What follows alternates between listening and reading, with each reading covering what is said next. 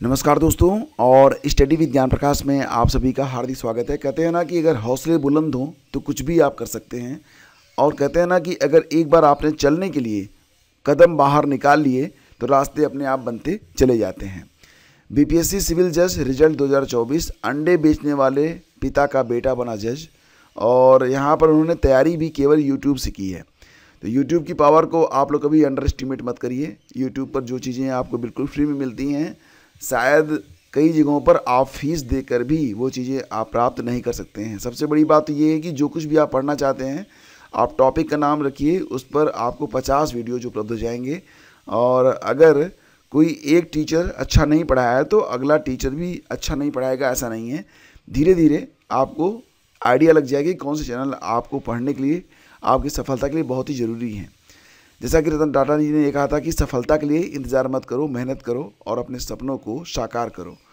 तो बिहार के अंडे बेचने वाले के बेटे ने कमाल कर दिखाया है। औरंगाबाद के शिवगंज क्षेत्र के रहने वाले आदर्श कुमार ने बिहार न्यायिक सेवा परीक्षा पास कर ली है। फिलहाल उनके जो पिता हैं वो ठेले पर अंडे बेचते हैं, और आदर्श कुमार ने बीपीएससी 32वीं न्यायिक सेवा परीक्षा में 120वीं रैंक प्राप्त करके सफलता का परचम लहराया है। यहाँ पर आपको बस इतना सा सोचना है फ्रेंड्स कि अगर आप कुछ भी करना चाहते हैं, उसके लिए आपको बहुत अधिक संसाधनों की ज़रूरत नहीं है, ना तो आपको माहौल की ज़रूरत है। आपके मन का माहौल अगर एक बार बन गया तो सफलता आपकी बिल्कुल सुनिश्चित है, आपको कोई रोक नहीं सकता है। एग्जैक्टली बस सोचना ये है कि आप करना क्या चाहते हैं, आप बनना क्या चाहते हैं। तो यहाँ पर बात करते हैं यूपी टीजीटी पीजीटी परीक्षा के बारे में। जैसा कि मैंने कल लोगों को जानकारी दे दी थी कि कुछ छात्र एस्पिरेंट शिक्षा सेवा आयोग पहुँचे थे, और वहाँ पर उन्होंने मांग ये की है कि क्योंकि अभी फ़िलहाल टीजीटी पीजीटी एग्ज़ाम को लेकर आयोग ने कुछ भी घोषित तो नहीं किया है, लेकिन उनके पत्र जो वायरल हो रहे हैं उससे जो अभ्यर्थी हैं उनके मन में तमाम तरीके के भ्रम, संदेह, संशय उत्पन्न हो रहे हैं। तो यहाँ पर मांग ये की गई कि कम से कम आप लोग इतना स्पष्ट कर दीजिए कि परीक्षा कब तक होगी। और हाँ, एक बात और भी कि परीक्षा जो है कम से कम 60 दिनों से पहले, मतलब कम से कम जब आप परीक्षा तिथि घोषित करें तो 60 दिन का समय तो उनको मिल ही जाए ताकि वो तैयारी कर सकें। फिलहाल जैसा कि आप लोग जानते हैं फ्रेंड्स कि अभी कुछ दिन पहले आयोग की ओर से टीजीटी पीजीटी परीक्षा और असिस्टेंट प्रोफेसर के लिए जिलाधिकारियों को पत्र भेजकर केंद्रों की सूची मांगी गई थी। इसके बाद सोशल मीडिया में ये बहस शुरू हो गई थी कि परीक्षा जो है वो दिसंबर जनवरी में कराई जा सकती है, क्योंकि पत्र में इस तरीके का उल्लेख ही किया गया था कि मन में संशय जरूर उठता कि परीक्षा आपकी दिसंबर जनवरी में हो सकती है। तो फिलहाल इसी को क्लियर करने के लिए जो अभ्यर्थी थे वो पहुँचे थे आयोग। अध्यक्ष और सचिव अनुपस्थित रहे। उप सचिव शिवजी मालवीय ने अभ्यर्थियों से ज्ञापन लिया और कहा कि जो ज्ञापन दिए हैं उस पर विचार किया जाएगा और इस पूरे प्रकरण से अध्यक्ष को अवगत भी करा दिया जाएगा। तो फिलहाल यहाँ पर 14 लाख से अधिक अभ्यर्थियों को है इंतज़ार टीजीटी पीजीटी परीक्षा के लिए। असिस्टेंट प्रोफेसर के लिए भी लगभग 1 लाख के आसपास अभ्यर्थी हैं। आयोग के सूत्रों का क्या कहना है, परीक्षा कब तक हो सकती है? तो महाकुंभ के बाद ही परीक्षा के आसार। तो आयोग के सूत्रों का कहना है कि लंबित परीक्षाओं के आयोजन की तैयारी की जा रही है, मतलब तैयारियां तो चल रही हैं, आयोजन की तैयारी की जा रही है। परीक्षा केंद्रों के लिए जिलाधिकारियों को पत्र भी भेजे गए हैं। ठीक है, दोनों चीज़ें हुई हैं, लेकिन दिसंबर जनवरी में परीक्षा मुश्किल है। दोनों परीक्षाएं महाकुंभ के बाद कराने की योजना है, ये आयोग के सूत्रों का कहना है। तो फिलहाल बहुत अधिक परेशान होने की ज़रूरत नहीं है, और आपकी जो परीक्षा होगी वो दिसंबर जनवरी में तो नहीं हो पाएगी, लेकिन आप लोग पढ़ते रहिए। ठीक है, और फिलहाल जो नई भर्ती शिक्षकों के लिए उसके लिए भी बात की गई है कि नया विज्ञापन भी जारी किया जाए। एनीवे, पहले पुरानी परीक्षाएं हो जाएं, उसके बाद देखते हैं कि नया विज्ञापन कब तक जारी होता है। और देखो, एक नया विज्ञापन आज जारी होने वाला है यूपीपीएससी की ओर से। उसका ये 60 नोटिस है। आपको डिटेल में नोटिस थोड़ी देर के बाद, यानी कि लगभग दोपहर 12-1 बजे के आसपास यूपीपीएससी की ऑफिशियल वेबसाइट पर उपलब्ध होगा। तो यहाँ पर स्थापत्य एवं नियोजन सहायक परीक्षा के लिए विज्ञापन जारी किया जाएगा। ठीक है, सारी डिटेल्स आपको मिलेगी जब फुल विज्ञापन जारी होगा। आवेदन इसके लिए 3 दिसंबर से शुरू होंगे। लास्ट डेट इसके लिए फ्रेंड्स रहेगी 3 जनवरी, और यहाँ पर जो आयु सीमा होगी वो 1 जुलाई 2024 से उम्र की गणना होगी। तो उम्र 21 से 40 वर्ष के बीच में होनी चाहिए। ठीक है, तो शैक्षिक अर्हता और बाकी जो चीज़ें हैं इसके बारे में हम चर्चा करेंगे जब विस्तृत विज्ञापन आ जाएगा। वर्तमान में नगर और ग्राम नियोजन विभाग उत्तर प्रदेश के अंतर्गत स्थापत्य एवं नियोजन सहायक पद हेतु रिक्तियों की संख्या कितनी होगी? 3 पद हैं केवल, जो कि परिस्थितियों के अनुसार घट बढ़ सकती है। तो ये जो भर्ती आ रही है नगर और ग्राम नियोजन विभाग में आने वाली है। और इसी के साथ यहाँ पर देखेंगे तो वैज्ञानिक अधिकारी के 5 डोमेनों के लिए कुल 41 पदों के लिए आयोग द्वारा विज्ञापन संख्या जो जारी किया गया था 2023 के माध्यम से, तो पदों पर स्क्रीनिंग परीक्षाएं तो आयोजित की जानी है। अब यहाँ पर जो आपके लिए पूरा सिलेबस है वो उपलब्ध कराया गया है।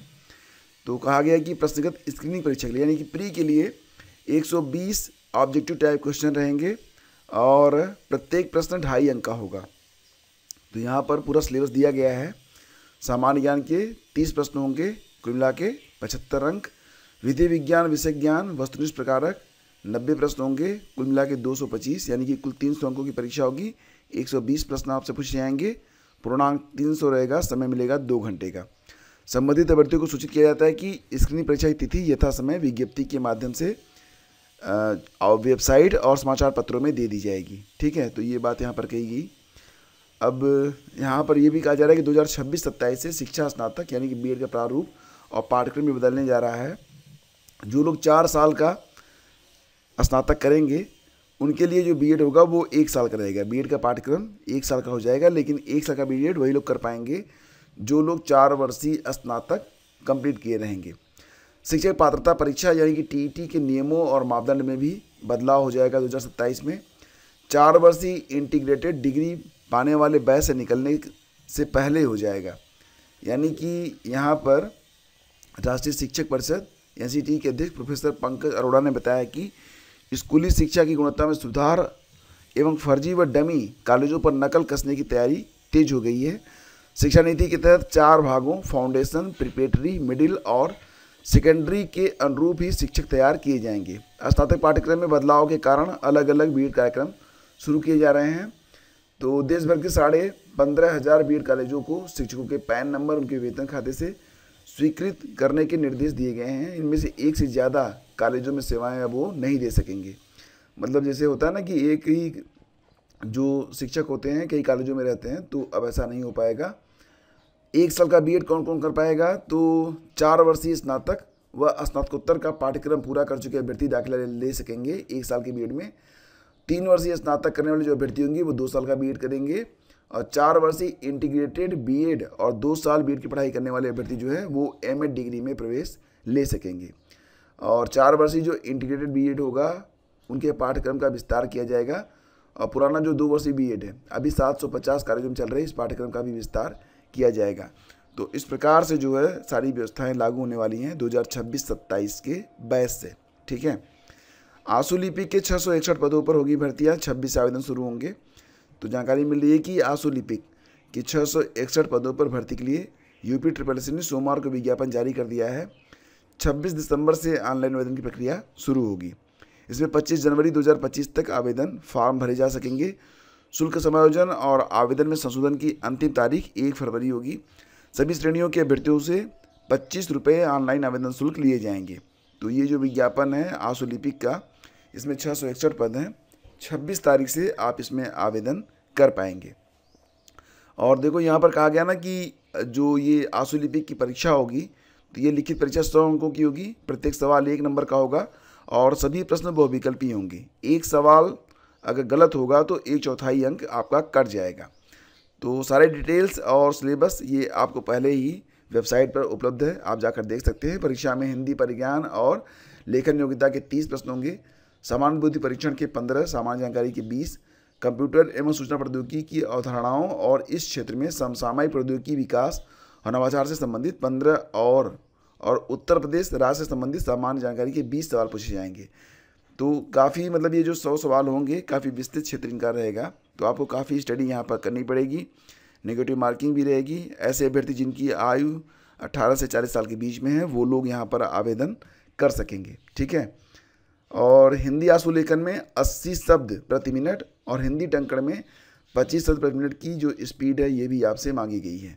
तो इतना अगर आप कर सकते हैं तो आप आराम से ये नौकरी जो है वो प्राप्त कर सकते हैं। तो फ्रेंड्स, ये थी आज की पूरी अपडेट। करंट अफेयर के लिए पूरी जानकारी आपको डिस्क्रिप्शन और पहले कमेंट में मिल जाएगी। हम मिलते हैं आपसे अगले वीडियो में। दोस्तों, जनवरी से लेकर नवंबर तक संपूर्ण करंट अफेयर की जो कंपाइलेशन है, इसकी पूरी PDF आपको उपलब्ध करा दी गई है। लिंक वीडियो के डिस्क्रिप्शन में है, जाकर अभी आप डाउनलोड कर सकते हैं। Thank you. Have a great day. जय हिंद।